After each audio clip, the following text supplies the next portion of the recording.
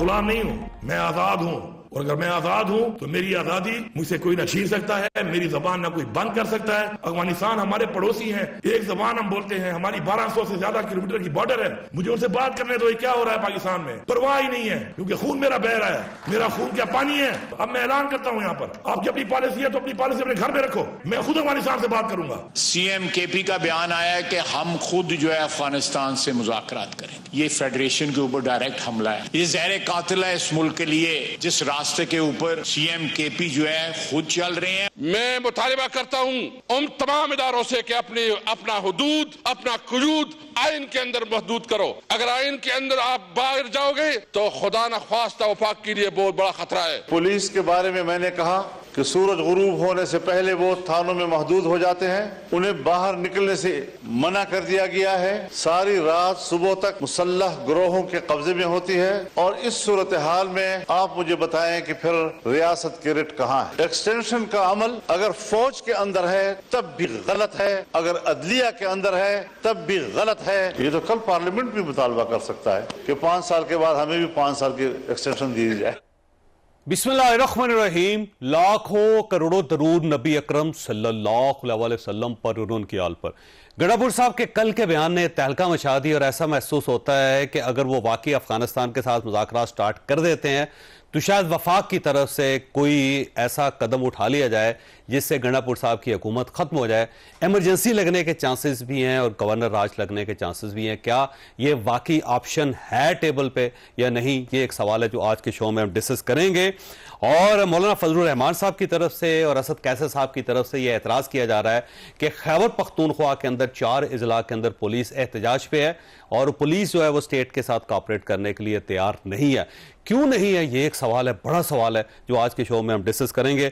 और आज इमरान खान साहब ने जेल के अंदर बैठ के स्ट्रीट मूवमेंट चलाने का ऐलान कर दिया है। क्या वाकई पाकिस्तान तहरीक इंसाफ इस काबिल है इस वक्त के एक बड़ी स्ट्रीट मूवमेंट चला सके, ये भी एक सवाल है जो आज के शो में हम डिस्कस करेंगे। और हमारे साथ तशरीफ रखते हैं आमिर इलियास राना साहब, सीनियर सहाफ़ी तजियाकार हैं। शौकत यूसुफ सईद साहब हमारे साथ तशरीफ रखते हैं, पाकिस्तान तहरीक इंसाफ के साथ इनका ताल्लुक है। और अतर काज़मी साहब हमारे साथ तशरीफ रखते हैं, सीनियर सहाफ़ी। और प्रोग्राम के आखिरी हिस्से में हमारे साथ मीर ज़रीन मक्सी साहब होंगे और वो बलोचिस्तान की जो ताज़ा तीन सूरत हाल है उसके ऊपर बात करेंगे। सबसे पहले यूसुफ भाई आपकी तरफ आऊँगा, शौकत भाई आपकी तरफ ये फरमाइएगा, क्या वाकई ऐसे 4 अजला हैं जिसके अंदर पुलिस जो है वो एहतजाज कर रही है और उसने काम करने से इनकार कर दिया, और अगर इनकार किया तो वजह क्या है उसकी? बिस्मिल्लाहिर्रहमानिर्रहीम, बहुत शुक्रिया। चौधरी साहब देखें, जो अली अमीन गंडापुर साहब ने जो स्टेटमेंट दिया ना, वो इसका ही रद्द अमल है, क्योंकि लोग जो है ना परेशान है। यहाँ पे दहशतगर्दी के वाकयात हो रहे हैं यहाँ पे, और उसका सारा ताना बाना जो है वो अफगानिस्तान के साथ लगता है। तो वो लोग यहाँ डिमांड करते हैं कि वफाकी हुकूमत क्यों खामोश है, वफाकी हुकूमत बातचीत क्यों नहीं कर रही। अफगानिस्तान हमसे दूर तो नहीं है, हमारा इस्लामी मुल्क है, फिर हमारा कल्चर है कि खासतौर पर खैबर पख्तूनख्वा और अफगानिस्तान का हमारे एक दूसरे के साथ वहाँ रिश्तेदारियां हैं। बहुत सारे अफगान लीडर पेशावर में रह चुके हैं, रह रहे हैं, उनकी फैमिलियां हैं। तो ये कि जो उन्होंने बात की वो गुस्से में इसलिए की कि लोग ये फील कर रहे हैं कि वफाकी हुकूमत क्यों खामोश है, क्यों बात नहीं कर रही, क्या मुश्किलात है अफगानिस्तान के साथ। क्योंकि यहाँ तक कि खाने पीने की अशिया से लेके सरिया सीमेंट सारे इसी रूट से जाते हैं। तो अफगानिस्तान के साथ तो हमारी तिजारत भी बढ़ सकती है, हमारे ताल्लुकात भी बेहतर हो सकते हैं, लेकिन बातचीत में दिलचस्पी वफाकी हुकूमत क्यों नहीं ले रही, जिसकी वजह से ये खैबर पख्तूनख्वा के सूबा बड़ी मुश्किल में है। तो जो उन्होंने बात की उसका ये मकसद नहीं था कि वो एकदम वो कहते हैं कि जी हम फेडरेशन से अलग हो रहे हैं। उन्होंने कहा कि आप नहीं कर सकते तो हम आपको फैसिलिटेट कर लेंगे, हम बातचीत शुरू कर लेंगे उनके साथ, लेकिन ये कि इसको संजीदगी से लेना चाहिए फेडरेशन को, बजाय इसके के नेगेटिव। लेकिन शौकत भाई सवाल ये है कि क्या आप टीटीपी के साथ मुज़ाकरात करना चाहते हैं और उस टीटीपी के साथ मुज़ाकरात करना चाहते हैं जो रोजाना खैबर पख्तूनख्वा के अंदर लाशें बिछा रही है और जो सिविलियन है वहां पे वो शहीद हो रहे हैं, आर्म फोर्सेस के लोग शहीद हो रहे हैं, पुलिस के अपने जवान अपने ऑफिसर शहीद हो रहे हैं, तो क्या आप उनके साथ खुद बात करना चाह रहे हैं टीटीपी के साथ?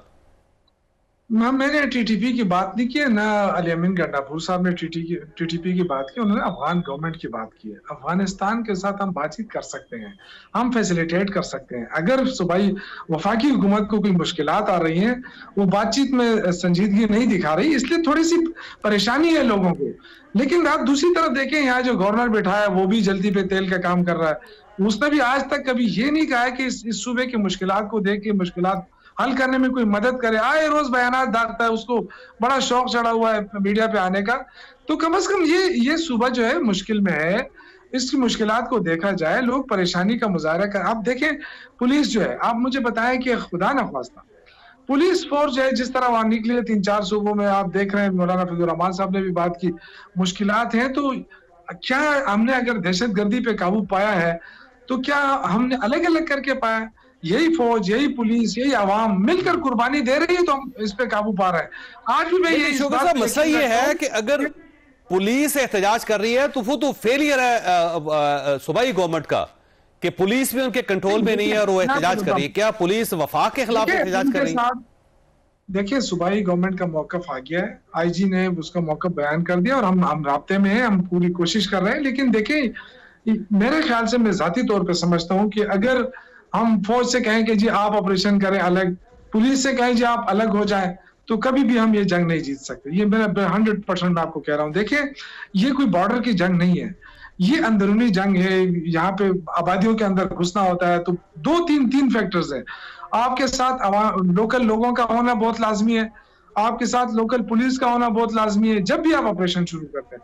तो मैं ये समझता हूँ कि फौज, पुलिस, इदारे और आवाम, ये तीनों मिलकर करेंगे। ये जो गलतफहमियां, इनको दूर करने की जरूरत है। ये दबाव धमकियों से और वो करने से कुछ नहीं होगा। ख्वाजा आसिफ से क्या तवक्को की जा सकती है?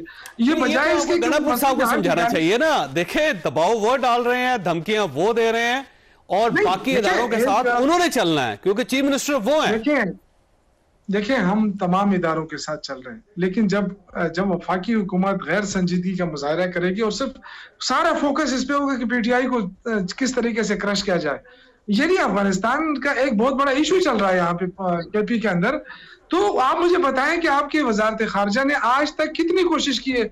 आप सबसे सीनियर जर्नलिस्ट, आप मुझे बताएं कि इनके क्या एफर्ट्स आई हैं, मुझे बताया जाए। यहाँ लोग मर रहे हैं, यहाँ पे पुलिस पे हमले हो रहे हैं, यहाँ पे हमारे आर्मी के जवानों पे हमले हो रहे हैं। उस तरफ आऊंगा, पहले मैंने राणा साहब को शामिल करना है।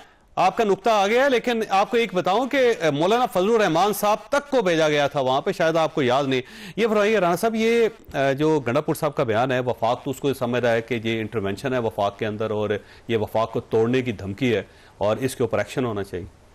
देखें, बात जहां पहुंच चुकी है वहां पे सब चीज़ों पे एक्शन ही बनता है चौधरी साहब। इशू ये है कि ये सूबाई वज़ीर आला का डोमेन नहीं है। उनका काम जहां पे है वो है एपेक्स कमेटी, जहां बुलाया भी जाता है और वो आते भी हैं। ये भी नहीं है कि वो बुलाए गए हों और वो ना आते हों। वो कह ये रहे हैं कि वहाँ पे 2 सूबाई एपेक्स कमेटी की मीटिंग हुई है इन 6 महीने के अरसे में, जो कि ज़्यादा होनी चाहिए थी क्योंकि सबसे ज़्यादा मसला वहाँ पे बना हुआ है। तो जो बात आपने भी शौकत यूसुफ साहब से बात की कि ये लॉ एंड ऑर्डर का इशू है, तो जिम्मेदारी मेरी और आपकी नहीं है, सबसे पहले chief executive of the province की है। और ये जितना दावा खान साहब ने पहली गवर्नमेंट में 5 साल किया था, वो तो दुरानी साहब को जब वहाँ मरूम को लगाया एडवाइजर पंजाब में, तो वो हवा हो गई पुलिस की सारी इस्लाहत। उसके बाद खान साहब ने अपनी वजारत उज़्मा में केपी में पुलिस इस्लाहत का नाम भी नहीं लिया। सीटीडी सबसे कमजोर इस वक्त अगर है तो वो केपी की है, क्योंकि 450 रुपया मिला। फॉरेंसिक लैब नहीं है तो इनके पास नहीं है। इन्होंने किस शोबे में तरक्की की? शौकत यूसुफ सईद साहब बहुत अच्छी गुफ्तगू करते हैं। मुझे बताएं, जिस सेहत को ढूंढने खान साहब हेलीकॉप्टर पे निकलते थे, इन्होंने क्या वो जो शिट सारी घूमती है झील सैफुल मुलूक के गिर्द, उसको साफ करा लिया? सड़क या रास्ता देना या वहाँ बेहतरीन जदीद तर्ज की कोई चीज़ बनाना, वो बनी? क्या माउंट जंट झील का रास्ता इन्होंने 11 साल में बना दिया? मतलब ये नए रिजॉर्ट तो ढूंढने लगे थे, पुराने भी नहीं ठीक किए। मतलब पुरानों को तो छोड़ दें, जो ये बारी बारी कहते थे, तीसरी बारी हुकूमत है भाई, कुछ तो कर लें आप। तो आज जो केपी में पुलिस है, जाहिर है वो जो खासादार थे उनको पुलिस की यूनिफॉर्म पहना दी गई, तो ट्रेनिंग कराना इन्हीं की हुकूमत की जिम्मेदारी है ना कि क्या हो रहा है। तो अगर पहला काम ये खुद करें तो विफाक से बहुत अच्छा लगता है, सारे मुतालबे करते हुए अपने लोगों के साथ खड़े होना। अब वो पीटीएम के साथ मिलने की बात कर रहे हैं, तो ज्यादती तो है ना। हाँ, वहाँ लोग तंग हैं, जो लाशें उठा रहे हैं अपने प्यारों की, मैयतें उठा रहे हैं, शुहदा वहाँ हो रहे हैं, पुलिस के भी हैं, फौज के भी हैं, आम लोग भी हैं और बेपनाह हैं।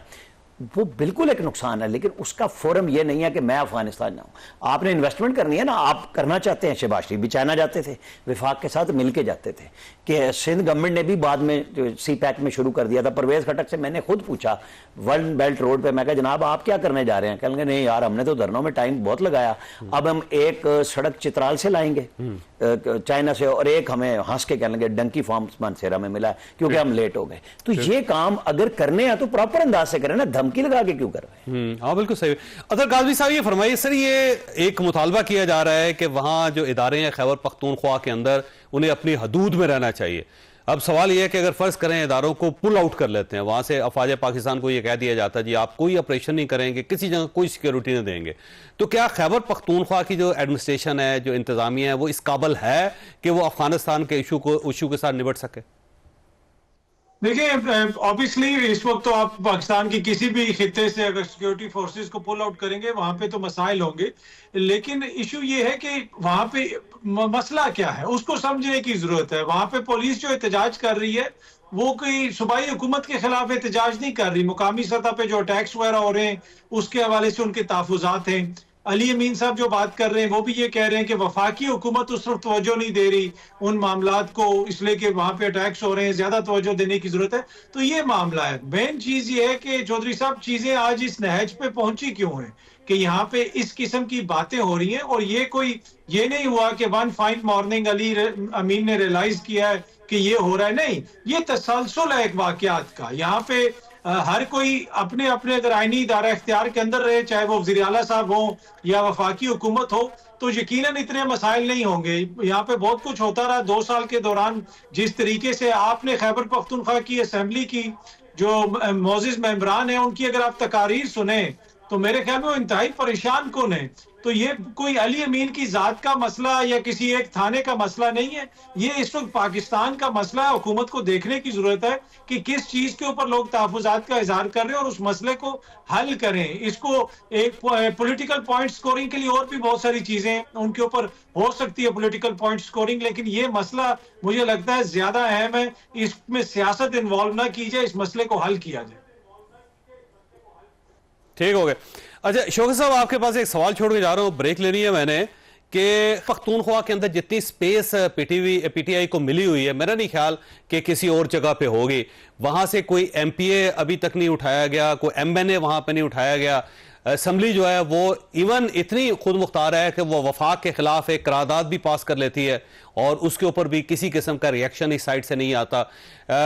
अली अमीन गंडापुर साहब वहां पे चीफ मिनिस्टर हैं, किसी ने उनको नहीं रोका जबकि वो इश्तिहारी भी थे। तो जब आपके पास इतनी ज्यादा स्पेस है तो उस स्पेस को आप वफाक के खिलाफ क्यों इस्तेमाल कर रहे हैं? आपको चाहिए कि आप अपने मामलात वहां पे सेटल करें, सूबे की बेहतरी के लिए काम करें, तो वो क्यों नहीं कर रहे? छोटी सी ब्रेक, ब्रेक है वो दोबारा जरूरत। प्रोग्राम में दोबारा खुश आमदीद। शौकत साहब ये आपके पास तो बड़ा ऑप्शन है जी, बड़ी स्पेस है, आप अपने सूबे पे तवज्जो दें, पुलिस की ट्रेनिंग करवाएं। सीटीडी जो है वो आप उसको प्रॉपर डेवलप नहीं कर सके। 450 करोड़ रुपया आपको दिया गया है वहाँ सीटीडी को डेवलप करने के लिए और उनकी ट्रेनिंग्स के लिए। फिर इसके साथ जो फोरेंसिक लैब है वो अभी तक आप नहीं बना सके, वहाँ पे कोई बाकायदा फोर्सेस को डेवलप नहीं कर सके। तो आप उस पर क्यों नहीं फोकस करते? आप इमरान खान साहब की रिहाई के पीछे लगे। पूरी गवर्नमेंट का एक ही मसला लगता है कि इमरान खान को रिहा करें। देखें चौधरी साहब, बात यह है कि यहाँ जो दहशतगर्दी है ना, ये कोई हमारे दौर में पैदा नहीं हुई है, ये 25 साल हो गए इसके। और 25 सालों में अगर आप देखें तो सिर्फ पीटीआई का दौर आपको लगेगा कि इसमें थोड़ा सा सुकून का सांस लिया है लोगों ने। ये इतना आसान काम नहीं है। अगर ये इतना आसान होता तो वहां पे जो इतने बड़े बड़े वसाइल रखने के बाद पंजाब सिंध ये कच्चे के डाकुओं को ही खत्म ना कर सके। हम तो दहशतगर्दी का मुकाबला कर रहे हैं ना, तो ये ताना तो उनको देना चाहिए सबसे पहले कि आपकी कैसी हुकूमतें हैं, वफाक भी आपके साथ, सूबे भी आपके साथ, आप सिर्फ कच्चे के डाकुओं का आप मुकाबला नहीं कर सकते। रोज वहां लोगों का अगवा करके मारा जा रहा है। तो यहाँ तो अल्हम्दुलिल्लाह ऐसी सूरत नहीं है, लेकिन गिला तो बनता है ना। गिला इसलिए बनता है कि हमारे फौजी जवानों पे हमले हो रहे हैं, हमारे पुलिस पे हमले हो रहे हैं। अगर ये पुलिस तगड़ी ना होती, अगर ये पुलिस वेल इक्विप्ड ना होती तो आपका क्या ख्याल है? ये तो सारे लोग अटक पार करके चले जाते। यहाँ रोका जा रहा है ना। पुलिस अगर शहीद हो रही है तो वो लोगों को रोक रही है, इसलिए तो शहीद हो रही है। और इसी तरह हमारे आर्मी के जवान। तो मैं ये समझता हूँ कि इस वक्त अगर हम निफाक डालेंगे, अगर हम इससे पॉलिटिकल फायदा उठाएंगे तो उससे मुश्किलात बढ़ेंगी। बजाय इसके क्या मुश्किलात बनाए, हम सबको बिठा के देखें, इंटेलिजेंस को सबसे बेहतर करना है। लेकिन शोर साहब देखिए, मसला ये है कि अगर आप पिछले 10 साल का डाटा निकाल लें तो सबसे ज्यादा फौज की जो कैजुअलिटीज हैं वो खैबर पख्तूनख्वा के अंदर हुई, और वो ज़ाहिर है सूबे की सिक्योरिटी के लिए वहां बैठे हुए हैं और वहां से रोजाना वो अपनी लाशें उठा के लाते हैं, एक चीज।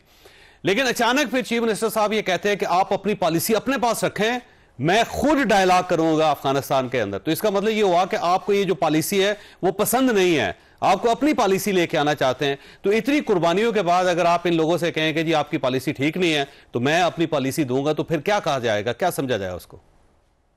देखिए, जहां तक फौज का ताल्लुक है ना, वो भी हमारे बच्चे हैं, भाई हैं। अगर आप ये उनको अलग करें कि जी अलग हैं या पुलिस अलग है, मेरे ख्याल से ये ठीक नहीं है। ये सारे हमारे बच्चे हैं, सारे हमारे भाई हैं, किसी के बेटे होंगे हमारे लिए सब। अगर कोई फौजी जवान मरता है तो यूं लगता है जैसे हमारा कोई बच्चा हो। ये तो बिल्कुल गलत तासुर देने की कोशिश है।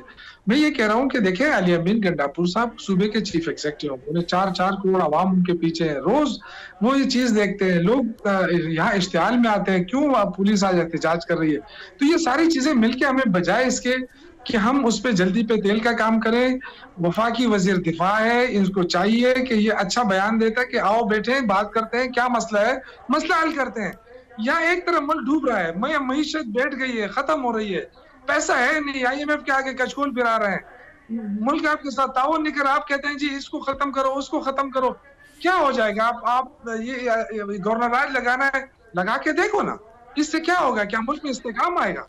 तो मैं ये कह रहा हूँ कि जो चीजें आप हल कर सकते हैं वो तो हल करें ना।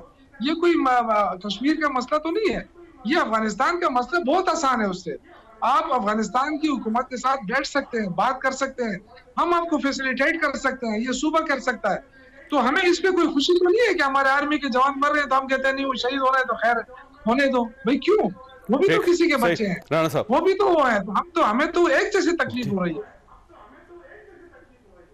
ठीक हो राणा साहब, ये फरमाइएगा, ये अगर फर्ज करें गवर्नर राज लग जाता है तो क्या गवर्नमेंट सस्टेन कर सके, वफाकी गवर्नमेंट जो है इसको वहां पे? देखें, ये दो धारी तलवार है कि एक तो बात है कि सियासी तौर पे गुफ्तगू होनी चाहिए, बिल्कुल सही बात है। जवाब आ गया वफाकी हुकूमत की तरफ से अली अमीन गंडापुर साहब का। अब जिस तरह शौकत यूसुफजई साहब ने उनकी वजाहत करने की कोशिश की है, इस वजाहत को भी माना जाना चाहिए कि गिले शिकवे हैं, चलें, धमकी, गुस्सा, वो एक दिन जलसे में था, फिर 48 घंटों के बाद दूसरा गुस्सा आया, तो तीसरे गुस्से और उसके बीच में रास्ता विफाक और सूबे को बनाना चाहिए। अब अगर उसमें सेन एलिमेंट गुफ्तगू करने के लिए तैयार हो, मजीद धमकियां ना लगाएं, तो कोई मुजायका नहीं है। जवाब भी जाना चाहिए था कि भाई आप इस तरह नहीं कर सकते, जो आपकी डोमेन नहीं है।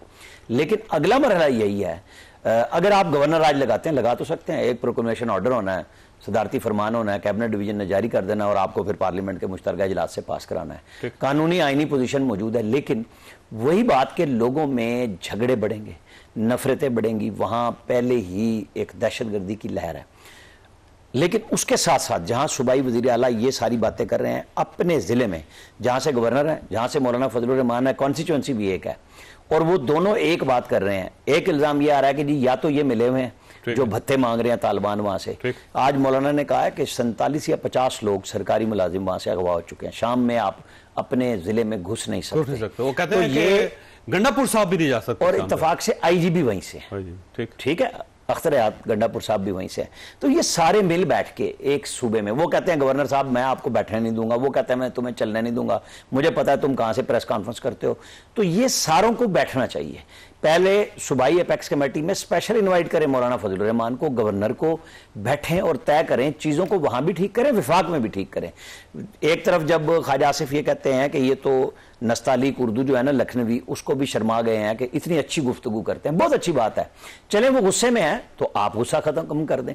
बात तो होनी चाहिए ना, क्योंकि बातचीत के अलावा हल नहीं है, ये तड़ियां शड़ियों से नहीं हल होने का, ये गड़बड़ होती है। आज भी रास्ता यही है कि विफाक और सूबे सारे मिलके, अगर अली अमीन गंडापुर साहब ने ज्यादती की और जो कि की है, उन्होंने जलसे में एक, चाहे इमरान खान साहब कह रहे हैं कि एस्टेब्लिशमेंट ने गारंटी दी थी, लेकिन गारंटी ये तो नहीं दी थी कि उन्हीं के ऊपर चढ़ जाओ तकरीरों में।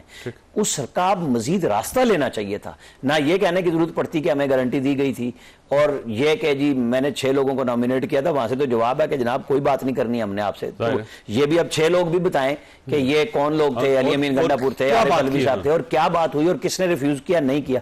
फिर किसी दिन वहां से प्रेस कॉन्फ्रेंस में जवाब आ जाएगा। बेहतर है जवाबुल जवाब सिलसिला बंद करके बातचीत करें। इसके अलावा हमारे पास हल कोई नहीं है, ये मैं बता दूं, डंडे से नहीं काम हो सकता।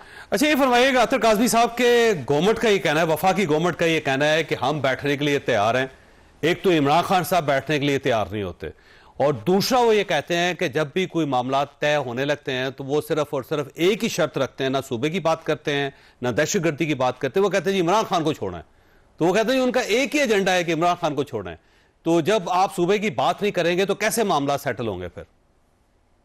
देखिए, सूबे की आवाम ने उनको वोट किसके नाम पे दिया है? इमरान खान की रिहाई के लिए तो उनको वोट पड़ा है, तो वो तो उसकी तो बात करेंगे। दूसरी बात, आपने चौधरी साहब एक बड़ी इंपॉर्टेंट बात की, आपने कहा कि इनके पास खैबर पख्तूनख्वा में बड़ी स्पेस है, इनके किसी एमपीए को उठाया नहीं जा रहा। ये जो चीज है ना, ये इस वक्त रियलाइज करवाती है कि हम किन हालात में रह रहे हैं, कि इनके एमएनएस को उठाया जा रहा है, उनकी फैमिलीज को उठाया जा रहा है। जिस सूबे में इनके मुंतखब अराकीन पार्लियामेंट को नहीं उठाया जा रहा, तो उसको स्पेस करार दिया जा रहा है। और बिल्कुल दुरुस्त आपने फरमाया, मैं आपसे एग्री करता हूं। तो इससे आपको अंदाजा होगा कि किन हालात में इस वक्त जो है निजाम चल रहा है। ये अली अमीन जो कह रहे हैं या कोई और मौजूद शख्सियत सख्त बात कर रही है, वो मसला नहीं है, ये सिम्टम्स हैं। बीमारी क्या है? बीमारी ये है कि आइन और कानून के ऊपर अमल दरामद नहीं हो रहा। बीमारी ये है कि रोज आइन और कानून को रौंदा जाता है। बीमारी ये है कि जनाब आप पार्लियामेंट के अंदर घुस के एमएनएस को उठा के ले जाते हैं पुलिस वाले। ये वो सारे मसले हैं जिनकी वजह से आज चीजें इस नहज पे पहुंची हैं। अली अमीन का लहजा तो कल तब्दील हो जाएगा, किसी और का लहजा परसों सख्त हो जाएगा, वो मसला नहीं है। हमने अगर मामलात को दुरुस्त करना है, ना ये बातचीत से मामलात दुरुस्त होंगे, ना ये किसी पार्लिमानी कमेटी से, ना किसी मिसाक से। जो हमारे बुजुर्गों ने 50 बरस कबल हमें आइन दिया था, उस आइन के मुताबिक चीजों को चलाएं, और जिसका जो किरदार है, चाहे वो वफाक का है, सूबे का है, या किसी और मोअज़्ज़िज़ इदारे का है, तमाम लोग अपने अपने किरदार के मुताबिक काम करें आइन के अंदर रह के, तभी ये मामलात हल होंगे। अच्छा इसमें देखें अतर काज़मी साहब, इसमें कोई शक नहीं कि जो 9 और 10 सितंबर को हुआ था वो एक्सेप्टेबल नहीं है कि पार्लियामेंट हाउस के अंदर लोग चाह के एमएनएस को वहां से पकड़ के बाहर लेके जाएं, या वो पुलिस हो या नकाबपोश हो, एजेंसियों के साथ उनका सारी चीजें छोड़ दें, क्योंकि मेरा ख्याल है ये बहुत बड़ी रेड लाइन जो है उसे क्रॉस किया गया है। लेकिन उससे भी ज्यादा इंपॉर्टेंट सवाल ये बनता है कि जब इमरान खान साहब की गवर्नमेंट थी तो वहां पे जनरल फैज हमीद साहब ने अपना एक ऑफिसर बिठाया हुआ था जिसका नाम कर्नल लियाकत था, और कर्नल लियाकत जो है वो बाकायदा जो गवर्नमेंट के एमएनए थे उनको भी और सेनेटर्स को भी वो कहते थे कि आपने ये करना है, और अपोजिशन को भी वो बाकायदा बुला के वहां पे बिठा के कानून पास करवाया करते थे, और वहां पे सारे काम होते थे। तो जब आपके दौर में आपने वो सारी स्पेस जो उठा के एक सरकारी अफसर या आईएसआई के अफसर के हवाले कर दी थी, तो आज फिर आपको एतराज नहीं करना चाहिए। छोटी सी ब्रेक, और ब्रेक के बाद दोबारा जरूरत। प्रोग्राम में दोबारा खुशामदीद। शौकत साहब ये फरमाइएगा, अगर गवर्नर राज लग जाता है या इमरजेंसी लग जाती है खैबर पख्तूनख्वा में, तो फिर आपका क्या रद्द-ए-अमल होगा? क्या आप ये समझते हैं कि आपके लिए बेहतर होगा? वो बेहतर तो ये है कि आप अपना सिस्टम चलाएं। देखें, गवर्नर राज किस उसमें लगाएंगे, मतलब ये वैसे ही उनका शौक पूरा करने के लिए, बाकी तो कोई जवाब ही नहीं बनता है। बहुत सारे मुल्कों के अंदर एक एक वोट से हुकूमत चलती रहती है। तो अगर इस सिर्फ ये कि जी ये बात करते हैं और अपने इश्यूज उठाते हैं सूबे के, और उस बुनियाद पे अगर ये हुकूमत खत्म करने की कोशिश की, तो ऑलरेडी मुल्क तो बहुत मुश्किल में है ना। अगर किसी को एहसास है, लेकिन बदकिस्मती ये है कि यहाँ पे जिन लोगों को हुकूमत मिली है वो कंप्रोमाइज लोग हैं, और शायद उनको ये फायदा नजर आए, लेकिन ये बहुत बड़ा नुकसान हो जाएगा। अल्लाह ना करे कि 4 करोड़ आवाम का मैंडेट जो पहले से ही मैंडेट लोगों का छीना गया है, उस पर बहुत बड़ी तलखी हो रही है इस मुल्क के अंदर। और अगर ये मैंडेट वापस लेने की कोशिश की गई तो मेरे ख्याल से बहुत ही तबाकुन होगा इस मुल्क के लिए। तो ये लेकिन शौकत साहब, आपको याद नहीं जब आपकी गवर्नमेंट थी तो रोजाना वफाकी एक गवर्नमेंट जो है वो धमकी देती थी सिंध गवर्नमेंट को, जनाब ये यहाँ पे गवर्नर राज लग सकता है, और इमरान इस्माइल साहब ने एक नोटिफिकेशन तैयार किया हुआ था, बस उसके ऊपर साइन करने थे उन्होंने। तो 4 साल तो आप ये कहते रहे। देखिए, मेरे ख्याल से जो जब तक ये काम ना हुआ हो ना, धमकी देने, बात करने, ये कोई माने नहीं रखती है, लेकिन ये गलतफहमियां बढ़ती हैं। देखिए, अगर हमने मसले का हल निकालना है ना, तो हमें गलतफहमियों को कंट्रोल करना पड़ेगा, वरना गलतफहमियों ने हमसे आधा पाकिस्तान छीना है। ये चीजें हमें नहीं दोहरानी चाहिए। ठीक। हमें एक चीज का मसला मालूम है, तो हमें क्यों नहीं, जिस तरह मेरे दोनों मुअज़्ज़िज़ दोस्तों ने कहा कि बातचीत में क्या, अगर देखे ना, सूबा ये कह रहा है कि ये मसला है, तो इसमें क्या मुश्किल है? अगर कोर कमांडर हो जाए, चीफ मिनिस्टर बैठ जाए, वहां से वजीर खारजा आ जाए, वजीर दाखिला आ जाए, बैठ जाए कि जी इशू कहां पर है, तो इशू हल करने में क्या है? पुलिस को बिठाए, फौज को बिठाए, सबको बिठाए, उनकी गलतफहमियां दूर करे, उनको इंटेलिजेंस इदारों को अपने अच्छा, मजबूत करे। राणा साहब, ये ऑप्शन तो है, रुकिए शौकत भाई, ऑप्शन तो है कि वजीर दिफा जाएं वहाँ पे, वजीर खारजा वहाँ पे जाएं, जो ज़ाहिर डिप्टी प्राइम मिनिस्टर भी हैं, और चीफ मिनिस्टर को बिठाएं, वहाँ पे गवर्नर साहब को बिठाएं, फिर कोर कमांडर को बिठाएं, मसला हल करें। मैंने तो पहले ये बात कही थी कि जज्बात का इज़हार दोनों तरफ से हो गया और अब बातचीत कर लेनी चाहिए, लेकिन ग्राउंड जो है ना, सिंध गवर्नमेंट के बिल्कुल नहीं थे इस तरह के, वो सियासी तौर पे थे, और फवाद चौधरी साहब यहाँ से बयान दिए थे कि हमें कोई रोक नहीं सकता और हम करेंगे। तो ठीक है, ये भी पॉलिटिकल होता है, लेकिन यहाँ पे अभी गवर्नर और वजीर आला जाती तौर पे लड़े हुए हैं एक दूसरे के साथ, एक दूसरे के साथ बैठ नहीं सकते। मतलब नहीं, वो कहते हैं उन्होंने केपी हाउस में दाखिला बंद किया हुआ है इस्लामाबाद में गवर्नर का। हाँ। मतलब यहाँ पे भी तो इख्तियार का और नशे का, इख्तिदार का एक तूफान बरपा है। दोनों कैसे बैठेंगे, और दोनों इकट्ठे नहीं बैठेंगे तो मामला ही हल होगा। नहीं, आपकी जाती लड़ाइयां छोड़ें, आप विफाक के नुमाइंदे हैं, एक सूबे के चीफ एग्जीक्यूटिव हैं, तो नुमाइंदगी अपनी अपनी करनी है, तो स्पेस क्यों नहीं दे रहे?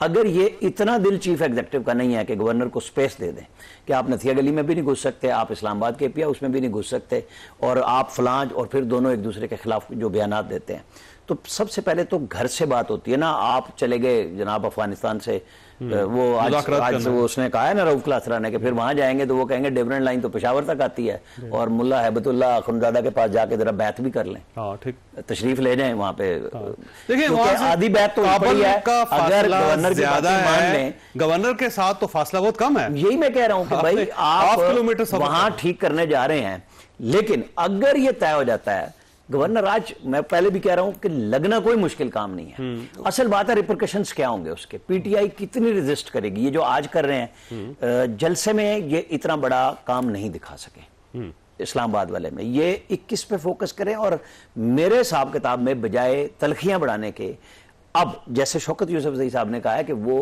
गुस्से का इजहार है, वो विफाक से गिला है कि हमारे लोग मर रहे हैं, शहीद हो रहे हैं, उन पे बात करनी चाहिए, तो यही बात उन्हीं की तरफ से बराह रास्त आनी चाहिए कि हम जलसा करेंगे, जज्बात में हमने बात की है। जैसे आज खान साहब ने साफियों के वाले से कहा कि भाई, उन्होंने सीधा कहा कि जो 4 साफियों की ट्रोलिंग शुरू हुई है कि आप लोग जहाद कर रहे हैं, पीटीआई के लोग उनकी ट्रोलिंग तस्वीरें लगा के कर रहे हैं। उन्होंने कहा मेरे बस में नहीं है, आपको पता है कि ये है, लेकिन मैं आपको फिर दोबारा कह रहा हूं, उस दिन अलीमा खान साहिबा ने किसी एक और जर्नलिस्ट के कहने पे कहा कि ये एजेंसियों के लोग हैं, जिसमें हमारे रिपोर्टर हैं। उन्होंने कहा आप मुझे बताएं, रोजाना आप ट्रिब्यून की तारीफ करते हैं, जो आप पढ़ते हैं कि मेरी हर बात हरफ बहरफ उसमें छपती है, तो उसने कहा तो मैंने तो कभी इतराज नहीं किया। उन्होंने कहा जी तो आपकी बहन ने क्यों कहा? उन्होंने कहा उसको किसी ने गलत कहा है, मैं उसको समझाऊंगा।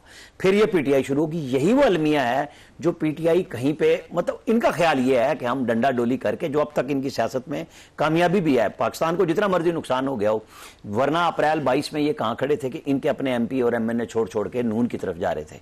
आज मकबूलियत है, आप कबूलियत के लफ्ज पे चले जाते हैं तो लोग चिढ़ते हैं कि जी फौज से क्यों कबूलियत? भाई तो फिर फौज से मुज़ाकरात की बात आप ही क्यों करते हैं? आप सियासतदानों से नहीं करते, आपको चाहिए भी वहीं से, और आप पुट्टी भी वहीं पे करते हैं, और फिर आप बाने बाने से उधर ही घुसते हैं। तो फिर उन्हीं से बात करके देख लें। लेकिन जनरल फैज हमीद का हवा वो आपके सर पे सवार है, वो किसी ना किसी दिन नया बम शेल, किसी दिन प्रेस रिलीज आनी है, वो नई चीजें आएंगी, जाहिर है उसमें बहुत सारे इंकशाफात है। कोई अतर काज़मी साहब ये फरमाइएगा, इमरान खान साहब ने स्ट्रीट मूवमेंट का आज कहा है कि उन्होंने तैयारी कर लें, मैंने पार्टी को कह दिया है स्ट्रीट मूवमेंट शुरू कर रहे हैं। सर एक जलसा तो हो नहीं सकता, स्ट्रीट मूवमेंट कैसे होगी? देखें, ये तो उन्होंने फैसला करना है कि वो स्ट्रीट मूवमेंट करेंगे या किस तरह करेंगे। जलसा उन्होंने किया है, वो आपके सामने है। उस जलसे, एक जलसे के बाद जितने पर्चे हुए हैं, जितने, राना साहब भी इधर इस्लामाबाद में है, आप भी इस्लामाबाद में, पूरे दाखिली खारजी रास्ते सारे बंद हुए हुए थे।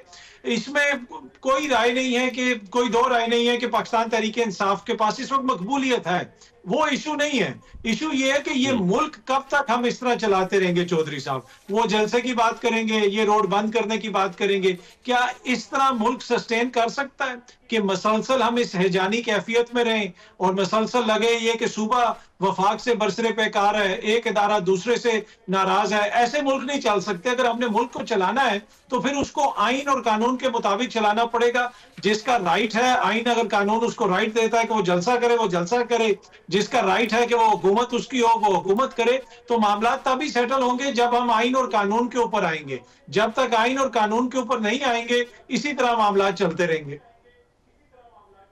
बिल्कुल ठीक है। मैं तीनों मेहमानों का शुक्रगुजार हूं। खासा यहाँ पे छोटी सी ब्रेक लेनी। ब्रेक के बाद हम बलूचिस्तान की सूरत हाल के ऊपर बात करेंगे। वहां पे जो लावा पक रहा है इस वक्त या उबल रहा है, उसका क्या नतीजा निकलेगा। छोटी सी ब्रेक और ब्रेक के बाद दोबारा जरूरत।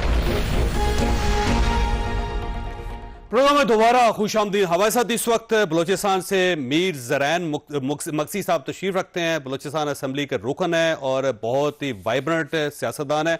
बहुत शुक्रिया आपका मीर साहब। ये फरमाइएगा सर, ये जो बलूचिस्तान की महरूमी है उसका सबब क्या हो सकता है? क्या वाकई बलूचिस्तान महरूम है? क्या वाकई वहां पे काम नहीं हो रहा, वफाक काम नहीं कर रहा, या फिर बलूचिस्तान की गवर्नमेंट नहीं कर रहे? बिस्मिल्लाहिर्रहमानिर्रहीम। जावेद साहब की बड़ी मेहरबानी, I can be on your show. देखिए, ये बड़ा कॉम्प्लेक्स इशू है और कॉम्प्लेक्स क्वेश्चन है। हाउएवर इसमें दो तीन चीजें हैं जो बड़ी स्ट्रेट फॉरवर्ड हैं। 18वीं तरमीम के बाद जी 2013 में NFC अवार्ड आया, 2008 के बाद बल्कि, and the evolution of funds and finances. उसके बाद जी आप देख लें कि किस किस्म का, किस अमाउंट का बजट है हमारे पास। एंड अभी भी एजुकेशन सेक्टर में जी ट्रिपल डिजिट्स 147 बिलियन आया है हमारे पास। The question is not the amount of funds जी, the question is how funds are utilized on the ground. Good governance का जो स्ट्रक्चर है, हम बड़ी बात करते हैं good governance, good governance does not simply exist in Balochistan. जो मॉडल है, जो स्ट्रक्चर है, उसके ऊपर कभी काम नहीं हुआ जी। Incentivize, de incentivization, accountability, transparency, accessibility, वो कभी हुआ नहीं। That's one thing. The second side of the coin is जी बलूचिस्तान एक बहुत बड़ा इलाका है। It compromises 48% of Pakistan land mass. जी आबादी जो है स्पार्सली पॉपुलेटेड है। उसकी वजह से ऑब्वियसली इन्वेस्टमेंट ज्यादा करना पड़ेगा। मेरे राय में जितना भी इन्वेस्टमेंट हो कम होगा, बिकॉज एक तो रगेड टेरेन है, माउंटेनस है, स्पार्सली पॉपुलेटेड है, it's a very big vast piece of land. तो जो भी हम काम करते हैं इधर नजर तो नहीं आता, अगर नजर आता है वो कई शहरों में नजर आता है। तो इसलिए मैं कह रहा था कि the de-evolution of funds, the good governance structure, and on top of all of that, excessive investment के साथ मैं समझता हूं कि ये जो प्रॉब्लम है, ये जो इशू है एहसास महरूमी का, वो खत्म हो जाएगा कंप्लीटली। और एंड में जी एक और चीज, आई डोंट थिंक हम कह सकते हैं कि एहसास महरूमी है पूरे पाकिस्तान में जी, खाली बलूचिस्तान में तो नहीं है। और एक और चीज, हम वी मस्ट लुक इनवर्ड्स कि जो इस वक्त दहशतगर्दी चल रही है बलूचिस्तान के अंदर, कि लोगों को ट्रकों से उतार के, बसों से उतार के, उनके शनाख्ती कार्ड चेक करके उनको गोली मार दी जाती है, और फिर वहां पे एहतजाज चल रहा है, इसका जिम्मेदार कौन है और क्या वजह है इसकी? क्योंकि ये मेजॉरिटी बलोच की ना रिवायतें में है, ना हमारे बलूचियत में है, ना हमारे नेशनलिज्म में है जी। देखिए, नेशनलिज्म एक carries a very negative connotation, मैंने नोट किया खासकर बलूचिस्तान में। हम चाहते हैं कि जो असली nationalism, the real main stream बलूचियत, वो सामने आए। एंड दैट इज जी a peace loving Balochistan, a welcoming people. हम मेहमान नवाज हैं, हम जी अपना वेलकमिंग कौम है। हम बलूचिस्तान की प्रॉस्पेरिटी देखना चाहते हैं जी, खुशहाली देखना चाहते हैं। तो दीज नेगेटिव कॉनोटेशंस और जो इमेज है हमारा, मैं समझता हूँ इंटरनेशनल और नेशनल कम्युनिटी में बहुत खराब हो चुका है। और ये चंद लोग हैं जो हमारी रेपुटेशन, हमारे बलूचियत को हाईजैक करके जी अपना बनाए, और बलूचियत और बलूच नेशनलिज्म के नाम पे ये दहशतगर्दी कर रहे हैं। This is not part of our culture, this is not part of our code of conduct, and we distance ourselves. We are very clear on that, and there's a majority of the population, चाहे सियासतदान हो चाहे आवाम हो। बलूचिस्तान में ये सवाल उठाया जाता है कि आप BLA के साथ मुज़ाकरात क्यों नहीं कर रहे, उनको कौमी धारे में क्यों नहीं शामिल कर रहे? क्या वाकई उनके साथ मुज़ाकरात होने चाहिए या उनको स्पेस देनी चाहिए? देखें, मैं इनवाइट करता हूं सबको। मैं समझता हूं द पार्लियामेंट इज जी द अल्टीमेट फोरम। ठीक है, हमारे मसले मसाइल बहुत हैं, ठीक है, हमको बहुत काम करना है, हमारे parliamentary reforms, legislative reforms, electoral reforms, but which country hasn't gone through these things जी? आप ईस्ट से लेके वेस्ट देख लें, ठीक है, हर मुल्क जो है 3-3, 4-4, 100 साल की अपनी पॉलिटिकल प्रोसेस रिफाइन करती जा रही है। एंड मैं उम्मीद करता हूं कि ओवर टाइम हमारे जो प्रॉब्लम्स हैं, इश्यूज हैं, वो ठीक होंगे। ये एक पॉलिटिकल प्रोसेस है जी। अमेरिका दिस टाइम 2020 के इलेक्शंस में जी 45% of the people voted. Does it mean that कि इट्स अ फेल्ड डेमोक्रेसी और it's a failed country? No, it does not. It just means जी it takes a lot of time to refine these things. और मैं कहता हूं कि मैं दावत सबको देता हूं कि जी आए, political framework, political main stream में आए, ऐवान जिधर लोगों की नुमाइंदगी हो। अगर जी देखें, अगर इनको बलूचिस्तान की खुशहाली अगर चाहते हैं, अगर देखना चाहते हैं एक तरक्की पसंद और तरक्की याफ्ता बलूचिस्तान, तो आए, बात करें, let's get together as a nation and let's say parliament के हमारी आवाज बुलंद होनी चाहिए पार्लियामेंट में जी, ऐवानों में बुलंद होनी चाहिए कि हम देखें कि बलोच जो हैं हम पाकिस्तानी, और हम मेन स्ट्रीम में आके पॉलिटिकल फ्रेमवर्क में रह के जी अपने हक हकूक खुद मुख्तारी की बात करें जी। बिल्कुल ठीक। मीर साहब, आपका बहुत शुक्रिया। ख्वाजा साहब, आपने गुफ्तगू सुनी, फैसला आपने खुद करना है। अल्लाह ताला आप और आपके अहले खाना को हर किस्म की मुसीबत से महफूज रखे। अल्लाह हाफिज।